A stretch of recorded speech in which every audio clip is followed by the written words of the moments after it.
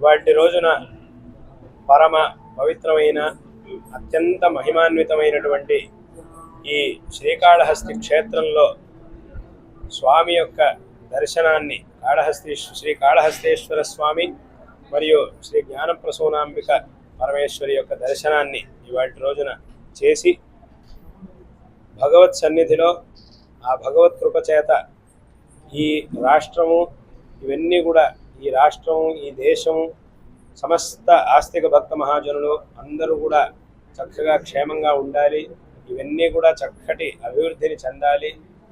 ఈ రాష్ట్రం ఈ దేశం సమస్త ప్రపంచంలోనే సర్వోత్కృష్టమైనటువంటి దేశంగా అన్ని రకాలుగాను ఆధునికతలోను ధార్మికతలోను విద్య శిక్షణలోను ఆర్థికతలోను అన్ని రకాలుగా కూడా మన దేశం ఈ రాష్ట్రం ఇవన్నీ కూడా చక్కగా అభివృద్ధి చెందాలి.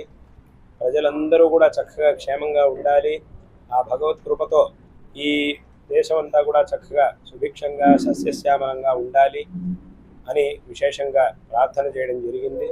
తప్పకుండా ఆ భగవద్ అనుగ్రహం అనేది అందరికీ లభిస్తుంది. తద్వారా అందరికీ కూడా సకల శ్రేయస్సులు లభిస్తాయి అనేటటువంటి విషయంలో ఏమాత్రం సందేహం లేదు. ఎందుకంటే మనందరం కూడా అనాది కాలంగా ఈ సనాతన హిందూ ధర్మాన్ని అనుసరిస్తూ ఉన్నటువంటి పరంపరలో ఆ దేశంలో మనం జన్మించాం. ఈ దేశంలో అనాది కాలంగా సనాతన హిందూ ధర్మం అనేది ఆచరింపబడుతూ ఉన్నది. ఈ సనాతన ధర్మాన్ని ఈ ధర్మాన్ని సనాతనం అని ఎందుకన్నారు అనంటే ఇది అనాది కాలంగా వస్తూ ఉన్నటువంటి ధర్మం, అదేవిధంగా శాశ్వతమైనటువంటి ధర్మం కాబట్టి దీన్ని సనాతన ధర్మము అని అన్నారు. అందుకే కనుక మీరు చూసుకుంటే ఈ ధర్మం ఫలానా కాలంలో ఫలానా వ్యక్తి ద్వారా ప్రారంభింపబడింది అనేటటువంటి మాటకి ఇక్కడ అవకాశం లేదు. ఎందుకంటే ఇది అనాది కాలంగా వచ్చినటువంటి ధర్మము. కాబట్టి మన యొక్క ఈ ధర్మంలో భగవద్ ఆరాధన అనేది చాలా ముఖ్యమైనటువంటిది. ఈ భగవద్ ఆరాధనను చేయడం ద్వారా మనం ఉన్నటువంటి ఈ సాంసారికమైన దుఃఖాల నుంచి మనందరం కూడా కోరుకునేటటువంటి శాశ్వతమైనటువంటి శ్రేయస్సు వైపుకి మనం వెళ్ళగలుగుతాం. ఆ వైపుకి మనం వెళ్ళాలి అనంటే దానికి ధర్మాచరణ అనేది చాలా అవసరం. మనం ఉన్నటువంటి దుఃఖం నుంచి సుఖం వైపుకి మనం వెళ్ళాలి, శ్రేయస్సుని పొందాలి అనంటే దానికి ఈ ధర్మాచరణ అనేది చాలా అవసరం. ధర్మాచరణ అంటే ఏమిటి, దీన్ని సారాంశం ఏమిటి, దీన్ని సంక్షేపంగా చెప్పాలి అనంటే రెండు విషయాలు. ఒకటి భగవద్ ఆరాధన, రెండు పరోపకారం. ఈ రెండే ధర్మాచరణ అని అంటే ఎవరైతే భగవంతుణ్ణి చక్కగా ఆరాధిస్తూ తనకు సాధ్యమైనటువంటి మార్గంలో భగవద్ ఆరాధన చేస్తూ తనకి సాధ్యమైనటువంటి రీతిలో ఇంకొకరి ఉపకారం చేస్తూ జీవిస్తాడో అతడే నిజమైనటువంటి ధార్మికుడు. కాబట్టి ఈ రకంగా ఈ మార్గాన్ని ఈ విషయాన్నే మన ధర్మం అనేది మనకి విశేషంగా ఉపదేశిస్తూ ఉన్నది. కాబట్టి అటువంటి గొప్ప ధర్మం మన యొక్క ఈ సనాతన హిందూ ధర్మం. ఈ పరంపరలో ఈ ధర్మంలో జన్మించినందుకు అందరూ కూడా ఎంతో గర్వపడాలి. ఇది చాలా గొప్ప ధర్మం, ఎంతో గొప్ప సంస్కారాలని మనకి ఇస్తూ ఉన్నటువంటి ధర్మం. కాబట్టి ఇక్కడ మనం తెలుసుకోవాల్సినటువంటి విషయం ఏంటంటే చాలామందికి ఈ ధర్మంలో ఉండేటటువంటి ఎన్నో విషయాలు తెలియవు. సామాన్యంగా ఎవరో 2-3 విషయాల్ని పట్టుకొని ఆ విషయాలను కూడా వక్రీకరించి ఏమిటో ప్రచారం చేస్తూ ఉంటారు ఈ ధర్మం గురించి. కానీ అసలుగా లోతుగా ఈ ధర్మాన్ని మనం ఈ ధర్మం గురించి మనం తెలుసుకున్నప్పుడు ఆచరించినప్పుడు మాత్రమే దీని యొక్క గొప్పతనం అనేది మనకి చక్కగా తెలుస్తుంది. కాబట్టి ఇది చాలా గొప్ప ధర్మం. అందరూ కూడా చాలా చక్కగా ఈ ధర్మం యొక్క గొప్పతనాన్ని అర్థం చేసుకొని ఈ ధర్మాన్ని ఆచరించాలి. అందరికీ కూడా మేము తెలియజేయాలనుకుంటున్నటువంటి విషయం ఏంటంటే ఎవ్వరూ కూడా ఈ ధర్మాన్ని ఎట్టి పరిస్థితుల్లోనూ వదిలిపెట్టకూడదు. ఈ హిందూ ధర్మాన్ని ఎవ్వరూ కూడా వదిలిపెట్టకూడదు. ఒకవేళ ఎవరైనా అటువంటి తప్పుని చేసుంటే అంటే హిందూ ధర్మాన్ని ఏదో ఒక కారణంతో వదిలేసుంటే మళ్ళీ ఆ తప్పును అందరూ కూడా సరిచేసుకోవాలి. అంటే మళ్ళీ ఈ ధర్మంలోకి రావాలి, చక్కగా ఈ ధర్మాన్ని శ్రద్ధగా అందరూ కూడా ఆచరించాలి అనేటటువంటి విషయాన్ని అందరికీ కూడా తెలియజేస్తూ ఉన్నాం. కాబట్టి ఇటువంటి ఈ గొప్ప ధర్మం, ఈ ధర్మంలో ఈ క్షేత్రములు అనేవి ఏవైతే ఉన్నాయో వెనకటి కాలం నుంచి కూడా అనాది కాలంగా ఈ క్షేత్రములు అనేవి ఈ ధర్మానికి ఒక శక్తి కేంద్రం లాంటివి. కాబట్టి ఈ క్షేత్రములను కూడా చక్కగా కాపాడుకోవాల్సినటువంటి బాధ్యత, ఈ క్షేత్రముల్ని చక్కగా నిర్వహించవలసినటువంటి బాధ్యత ఇక్కడ నిర్వహణ కోసం ఉన్నటువంటి అధికార వర్గం వారందరికీ ఉంటుంది. అదేవిధంగా ఆ క్షేత్రం యొక్క పవిత్రతని చక్కగా కాపాడుతూ భగవంతుడిని చక్కగా ఆరాధిస్తూ అక్కడ జరిగేటటువంటి నిత్య ఆరాధనలు, ఉత్సవాలు వీటన్నిటిని కూడా చేయవలసినటువంటి బాధ్యత అక్కడ ఉండేటటువంటి అర్చకులు, వేద పండితులు అందరికీ కూడా ఆ బాధ్యత అనేది ఉంటుంది. అదేవిధంగా భక్తులకు కూడా మనం ఒక క్షేత్రానికి వెళ్ళినప్పుడు అక్కడ ఉండేటటువంటి నియమాలు ఏమిటి, ఆ క్షేత్రం యొక్క గొప్పతనం ఏమిటి, మనం అక్కడ ఎలా ఉండాలి, ఎలా ఉండకూడదు అనేటటువంటి విషయాలన్నింటినీ కూడా చక్కగా తెలుసుకొని ఏదో విహారయాత్రకు వచ్చి వెళ్ళినట్టు కాకుండా క్షేత్రయాత్ర అనంటే అది చాలా గొప్ప విషయం. అటువంటి క్షేత్రయాత్రను చక్కగా అందరూ శ్రద్ధగా చేసి క్షేత్రం యొక్క గొప్పతనాన్ని తెలుసుకొని భక్తులందరూ కూడా తమ వల్ల క్షేత్రానికి ఏ విధమైనటువంటి భంగం కలగకుండా, క్షేత్రం యొక్క పవిత్రతకి, గొప్పతనానికి, ఘనతకి ఏ విధమైనటువంటి భంగం కలగకుండా ఉండేట్టుగా భక్తులందరూ కూడా క్షేత్రయాత్రను చేయడం నేర్చుకోవాలి, తెలుసుకోవాలి అనేటటువంటి విషయాన్ని ఈ సందర్భంలో అందరికీ కూడా తెలియజేస్తూ ఉన్నాం. అదేవిధంగా శంకరాచార్యుల వారు, ఆదిశంకర భగవత్పాదాచార్యుల వారిని మనం ఎప్పుడు కూడా మర్చిపోకూడదు. ఎందుకు అనంటే ఇవాల్టి రోజున ఇన్ని గొప్ప క్షేత్రాల్ని మనం చూస్తూ ఉన్నాం, వేద మంత్రములని మనం వింటూ ఉన్నాం, ఈ సనాతన ధర్మం యొక్క ఆచరణని మనందరం కూడా చేస్తూ ఉన్నాము, ఈ వైదిక మార్గాన్ని, ఈ ధర్మ మార్గాన్ని ఇవాల్టికి కూడా మనం చూస్తూ ఉన్నాము, ఆచరిస్తూ ఉన్నాము, తద్వారా శ్రేయోవంతులం అవుతూ ఉన్నాము అనంటే దానికి కారణం జగద్గురు శ్రీ ఆదిశంకర భగవత్పాదాచార్యుల వారు అనడంలో ఏ విధమైనటువంటి సందేహము లేదు. శంకరాచార్యుల వారు విశేషంగా మన ధర్మాన్ని ఉద్ధరించి ఈ ధర్మం ఎప్పుడు కూడా ప్రచారంలో ఉండాలి, నిరంతరం ప్రచారంలో ఉండాలి అనేటటువంటి ఉద్దేశంతో మన భారతదేశం యొక్క 4 దిక్కుల్లోనూ 4 ఆమ్నాయ పీఠాలని స్థాపించారు అనేటటువంటి విషయం అందరికీ కూడా తెలిసినటువంటి విషయమే. మన దక్షిణ భారతానికి శృంగేరి క్షేత్రంలో శారదామ్మ వారిని ప్రతిష్టాపించారు. అందుకే ఈ పీఠం శారదాపీఠము అనేటటువంటి పేరుని పొందింది. కాబట్టి శారదాపీఠం అనంటే అది శృంగేరి పీఠం, శృంగేరి శారదాపీఠం. ఈ దక్షిణామ్నాయ శృంగేరి పీఠానికి ప్రాచీన కాలం నుంచి ఉన్నటువంటి పేరు ఈ దక్షిణామ్నాయ శృంగేరి శారదాపీఠం.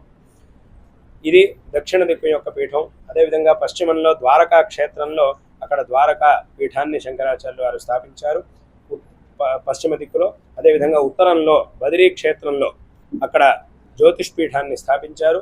తూర్పు దిక్కులో పురి జగన్నాథ క్షేత్రంలో గోవర్ధన పీఠాన్ని శంకరాచార్యులు వారు స్థాపించి ఈ విధంగా సమస్త భారతీయుల్లోనూ, సమస్త ఆస్తికుల్లోనూ ఒక ఐకమత్యాన్ని కలుగజేసి అందరికీ కూడా ఈ ధర్మ మార్గాన్ని చూపించి ఈ ధర్మాన్ని ఉద్ధరించినటువంటి వారు శంకరాచార్యుల వారు. ఈ పరంపరలో, ఈ దక్షిణామ్నాయ శృంగేరి శారదా పీఠం యొక్క పరంపరలో మా గురువరేణ్యులు, ప్రస్తుతం ఈ పీఠం యొక్క అధిపతులు 36వ అధిపతులు జగద్గురు శ్రీ శ్రీ భారతీయ తీర్థ మహాస్వామి వారు, వారి యొక్క అనుగ్రహంతో మేము ఈ యాత్రను ప్రారంభించి ఈ యాత్రలో మన యొక్క ఈ ఆంధ్రదేశానికి వచ్చి ఇక్కడ ఉన్నటువంటి కొన్ని క్షేత్రాల్లో యాత్రను చేస్తూ విశేషంగా నిన్నటి రోజున ఈ శ్రీకాళహస్తి క్షేత్రానికి వచ్చాం. అదేవిధంగా ఇవాటి రోజున భగవత్ సన్నిధిలో దర్శనం చేశాం. ఇక్కడి నుంచి ఇవాటి రోజున తిరుమల తిరుపతి క్షేత్రానికి వెళ్ళబోతూ ఉన్నాం. ఇక్కడ చక్కగా కార్యక్రమాలన్నీ కూడా చక్కగా జరిగి ఉన్నాయి. ఈ సందర్భంగా అందరికీ కూడా మా యొక్క ఆశీర్వాదాల్ని తెలియజేస్తూ ఉన్నాం. కూడా ఉన్నది ఇక్కడ, అక్కడ కూడా ముందు భవిష్యత్తులో చేయాలనేటటువంటి ఆలోచన కూడా ఉన్నది. ఆ వ్యవస్థను కూడా చేయబోతూ ఉన్నాం.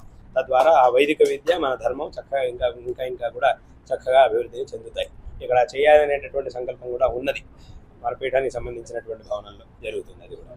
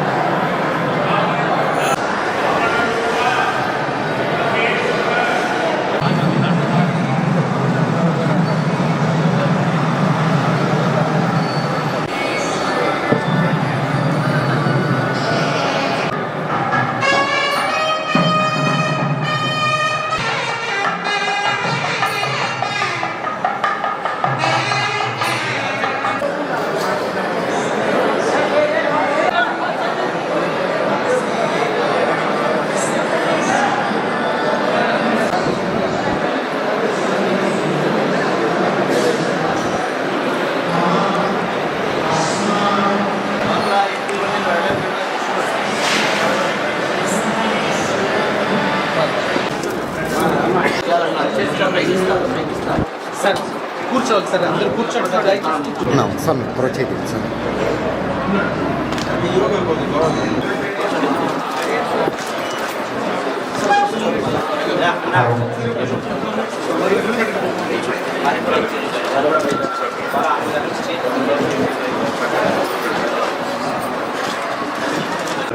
సార్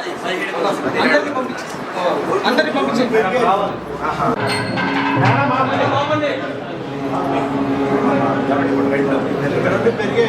రాష్ట్రానికి రాష్ట్ర ప్రజానికానికి మంగళ శాస్త్రాలు ఇవ్వమని చెప్పి కోరుతూ ఇక్కడికి రమ్మని వారి తరఫున మిమ్మల్ని కలవడానికి వచ్చాను.